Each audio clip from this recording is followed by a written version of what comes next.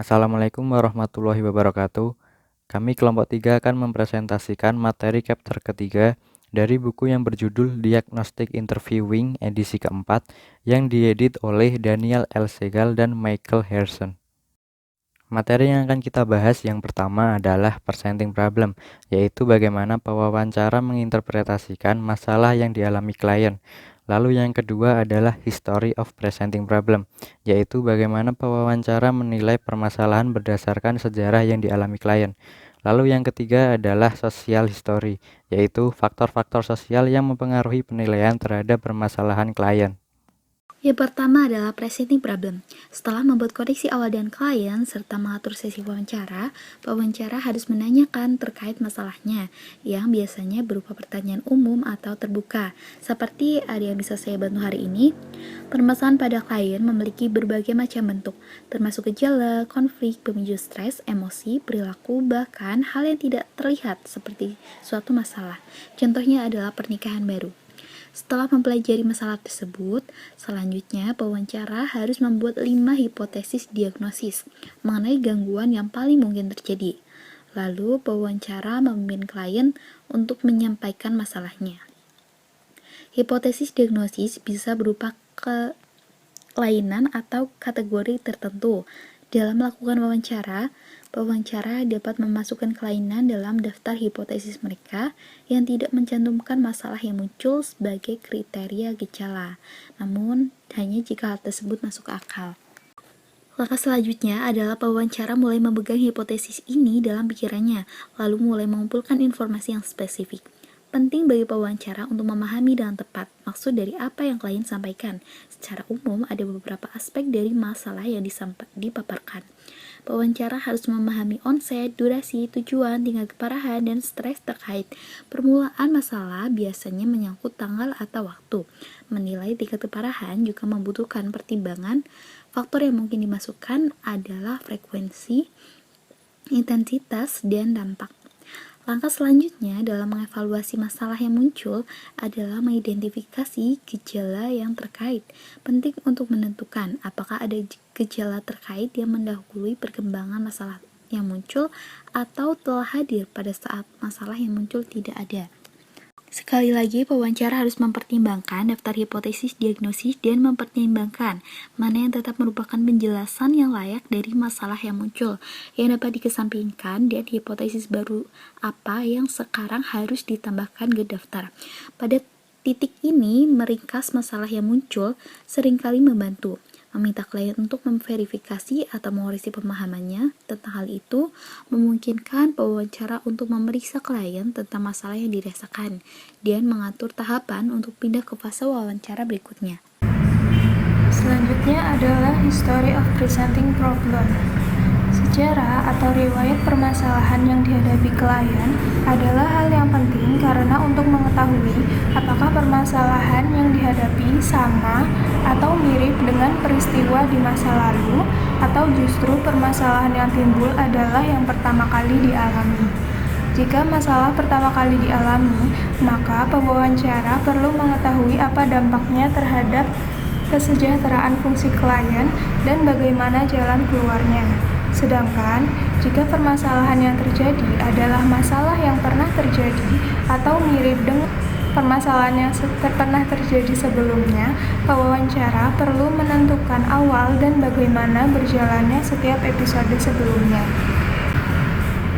Penilaian oleh pewawancara dapat dilakukan dengan mengajukan pertanyaan yang memicu jawaban terkait permulaan, durasi, hingga detail spesifik tentang permasalahan yang terjadi sebelumnya.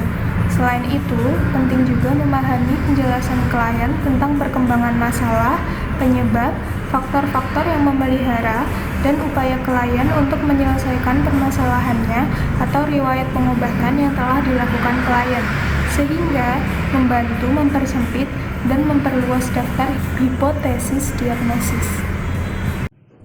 Selanjutnya, social history. Ada banyak bidang riwayat sosial klien yang akan dinilai, yaitu tonggak perkembangan, riwayat keluarga asal, riwayat pendidikan, fungsi sosial dan seksual, riwayat kejuruan, keragaman, riwayat hukum, riwayat trauma dan penyerangan, riwayat penggunaan zat, riwayat medis, dan teknik penggalian data. Selanjutnya, metode untuk menilai. Yang pertama, metode yang menyerupai catatan kronologis dari kehidupan klien, di mana pewawancara mengajukan pertanyaan tentang semua bidang ini saat riwayat hidup berkembang. Metode kedua, metode di mana pewawancara mengambil setiap bagian secara terpisah dan menanyakan masing-masing secara bergantian, dengan mengingat pertanyaan yang perlu mereka tangani untuk mengonfirmasi atau mengesampingkan hipotesis diagnostik mereka yang tersisa. Tonggak perkembangan. Beberapa klien mungkin mengetahui tentang skor Apgar mereka. Pewawancara dapat menanyakan tentang kesulitan yang dialami ibu klien selama kehamilan atau setelah melahirkan. Tanyakan pencapaian berbagai tonggak perkembangan dan keterlambatan pencapaian tonggak yang mungkin perlu dinilai lebih lanjut. Penilaian usia dan proses toilet training dan perilaku menenangkan diri juga diperlukan. Biasanya, klien melaporkan tidak mengingat apapun tentang perkembangan anak usia dini mereka. Hal ini menunjukkan bahwa tidak ada yang luar biasa tentang pencapaian tonggak perkembangan mereka ataupun penundaan yang signifikan. Pewawancara disarankan menganggap keterlambatan atau kesulitan perkembangan sebagai hal yang relevan secara diagnostik, hanya jika hal itu sangat menyimpang atau mengakibatkan kesulitan bagi anak atau orang tua. Riwayat keluarga asal. Dua komponen penting dari riwayat keluarga untuk dinilai adalah fungsi keluarga dan riwayat gangguan keluarga, seperti anggota keluarga, peran mereka, usia, interaksi, perubahan dari waktu ke waktu, menanyakan tentang siapa yang tinggal di rumah tangga saat klien masih anak-anak, dan lain-lain. Setelah memahami komposisi keluarga asal klien, selanjutnya menanyakan tentang fungsinya, metode penghargaan, dan disiplin, pola komunikasi, kehangatan atau kesulitan dalam interaksi dengan anggota keluarga, dan lain-lain. Untuk beberapa kelainan lain yang tidak diketahui memiliki pola genetik atau keluarga, pewawancara mungkin perlu menanyakan tentang bagaimana gangguan tersebut berdampak pada fungsi keluarga. Riwayat pendidikan. Unsur penting untuk dimasukkan dalam riwayat pendidikan adalah ketika klien mulai bersekolah, seberapa jauh mereka bersekolah, dan kemudahan atau kesulitan apa yang mereka hadapi dalam belajar. Dalam mengevaluasi informasi neuropsikologis, ada gunanya memiliki gagasan tentang fungsi intelektual klien sebelumnya, dan riwayat pendidikan.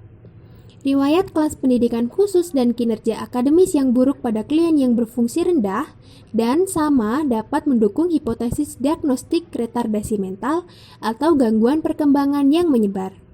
Pada fungsi sosial dan seksual, beberapa gangguan dicirikan oleh hubungan sosial dan interaksi yang terbatas, bahkan pada masa kanak-kanak seperti autisme. Sementara gangguan lain mungkin ditandai dengan pola hubungan sosial yang tidak biasa, seperti gangguan identitas gender. Maka dari itu, pewawancara perlu menanyakan klien tentang hubungan dan pengembangan sosial, hubungan romantis, dan aktivitas seksual, persahabatan kanak-kanak, kegiatan setelah sekolah, juga keanggotaan dalam organisasi, juga partisipasi dalam kegiatan atletik atau olahraga. Semuanya memberikan informasi kepada pewawancara tentang perkembangan sosial klien dan derajat keterkaitan dengan orang lain.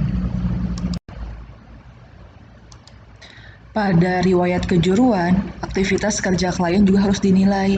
Garis pertanyaan ini mungkin mengalir secara alami setelah penyelidikan tentang sejarah pendidikan, karena orang sering mulai bekerja setelah menyelesaikan beberapa program pendidikan. Pada sesi ini, pewawancara tidak boleh berasumsi bagaimanapun bahwa klien tidak bekerja saat mereka di sekolah atau bahwa mereka pergi bekerja setelah mereka tidak lagi bersekolah.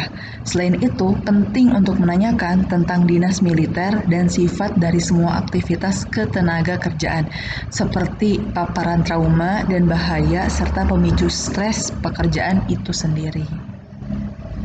Pada bagian ini, Keragaman didefinisikan di sini dalam arti yang paling luas, termasuk namun tidak terbatas pada ras, etnis, budaya, usia, kecacatan, gender, dan identitas gender, bahasa, kebangsaan, agama, atau status sosial ekonomi, dan orientasi seksual. Ini tidak berarti bahwa pewawancara perlu meminta penjelasan klien tentang masing-masing faktor ini, tetapi pewawancara perlu memahami konteks kehidupan dalam dan pengalaman klien. Memahami masalah keragaman ini membantu pewawancara untuk memahami dan menafsirkan riwayat, perilaku, juga pandangan klien itu sendiri. Informasi tentang latar belakang ras, etnis, dan budaya biasanya diperoleh selama penyelidikan tentang keluarga asal klien. Seseorang tidak boleh mengandalkan asumsi tentang identitas ras dari penampilan, tetapi bertanya tentang identifikasi ras sendiri dari klien. Dan pewawancara juga perlu bertanya tentang bahasa pertama klien dan bahasa apa yang digunakan klien ketika di rumah. Penting juga memahami perbedaan regional dan budaya dalam bahasa, dalam aksen, dan juga penggunaan kata itu sendiri. Pada sejarah hukum atau riwayat hukum, klien terkadang enggan untuk melaporkan pelanggaran batasan hukum, sehingga pewawancara perlu menanyakannya secara langsung apakah klien telah memberikan informasi itu secara sukarela atau bahkan sebaliknya. Selain menanyakan tentang riwayat penangkapan, hukuman, kesesatan, atau tindak pidana lainnya, juga penting untuk menanyakan tentang tindakan sipil. Pewawancara juga perlu menanyakan tentang kesulitan di masa kanak-kanak, remaja, dan kehidupan dewasa, tentang interaksi dengan personel penegakan hukum, sistem peradilan, dan juga pengacara. Selanjutnya yaitu riwayat trauma dan penyerangan. Dalam penggalian riwayat trauma dan penyerangan, klien seringkali enggan mengungkapkan trauma atau pelecehan karena membicarakannya membuat mereka tidak nyaman. Maka, dalam melakukan wawancara harus mencangkup pertanyaan tentang peristiwa traumatis dan kemungkinan pelecehan. Dalam kasus pelecehan, sebaiknya hindari penggunaan kata pelecehan dan kata pemerkosaan, karena definisi klien tentang istilah ini mungkin akan berbeda dengan pewawancara. Maka sebaiknya pewawancara menanyakan dengan menggunakan deskripsi seperti, apakah Anda pernah ditendang, ditampar, atau didorong? Kemudian pewawancara dapat menindaklanjuti untuk mendapatkan detail yang lebih spesifik dari peristiwa tersebut. Penting juga untuk menyelidiki bagaimana klien dalam menangani peristiwa traumatis untuk menilai keterampilan dan coping. Informasi riwayat penggunaan zat juga diperlukan. Dalam menentukan riwayat zat penggunaan dan penyalahgunaan, pertanyaan mengenai zat perlu mencakup alkohol, resep, obat bebas ilegal, dan zat-zat yang tidak biasa. Dalam wawancara, sebaiknya bertanya mengenai seberapa banyak alkohol yang diminum daripada apakah klien pernah meminum alkohol. Selain itu, wawancara juga perlu menanyakan tentang penggunaan tembakau dan kafein karena kemungkinan hal tersebut dapat berpengaruh terhadap kecemasan klien. Selain itu, pewawancara juga perlu menanyakan usia klien dalam memulai penggunaan zat, seberapa banyak dan seberapa sering serta dalam keadaan apa klien menggunakan zat. Dampak penggunaan zat juga harus dinilai untuk mengevaluasi hipotesis diagnostik ketergantungan zat dan penyalahgunaan zat. Ketika klien telah menggunakan atau menyalahgunakan zat, penting untuk menentukan preferensi mereka. Selanjutnya yaitu riwayat medis. Penting untuk memahami kesehatan klien dan riwayat penyakit atau cedera yang signifikan karena beberapa kondisi medis dapat menimbulkan gejala gangguan dan gangguan psikologis.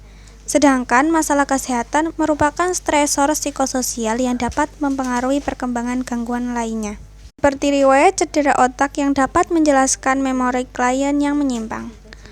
Contoh pertanyaan umum mengenai riwayat kesehatan dapat diawali dengan, apakah Anda menderita penyakit atau cedera serius, dirawat di rumah sakit atau menjalani operasi? Setelah itu, dapat diikuti dengan pertanyaan khusus tentang penyakit dan cedera, kemudian menentukan kapan penyakit atau cedera ini terjadi, berapa lama berlangsung, apakah itu berlangsung atau tidak, dan apa dampaknya pada fungsi klien.